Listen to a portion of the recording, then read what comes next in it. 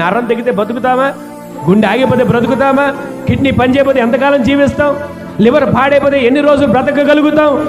ఈరోజు నీ మాటలు వింటున్న మనం సంఘం అనే క్రీస్తు శరీరంలో ఉన్న మనమందరము కూడా అవయవాలుగా ఉన్న మనము ఒకరితో పోల్చుకొని మనం జీవించడం కాదు, మనల్ని నిత్యము కూడా దేవుని వైపు చూస్తూ మన ఆశ, మన ధ్యాస, మన కోరిక ఆయన వైపు చూస్తూ పరమకాయన కణాను వైపు చూస్తూ అడుగులు వేయగలిగేటట్లుగా దేవుడు నడిపించునుగాక.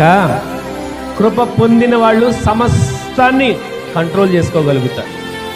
ఆమె చెప్పండి, ఎంతవరకు నన్ను నేను ఘనపరుచుకోవాలో, ఎంతవరకు నన్ను నేను ఘనపరుచుకోవాలనుకుంటే అంతవరకే. అలా కాకుండా ఇదిగో నాకు ఒక సింహాసనం కావాలి, నాకు ఒక అధికారం కావాలి, నాకు ఒక సన్మానం కావాలి అని కోరుకోవడం కాదు. ఎంచుకొనదగిన దానికంటే ఎక్కువగా ఎంచుకోక.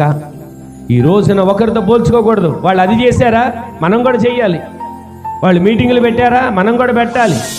వాళ్ళు గొప్పగా చేశారా, మనం కూడా చేయాలి. వాళ్ళు చేశారు, వీళ్ళు చేశారని కాదు. అసలు దేవుడు మనకేమి ఇచ్చాడు?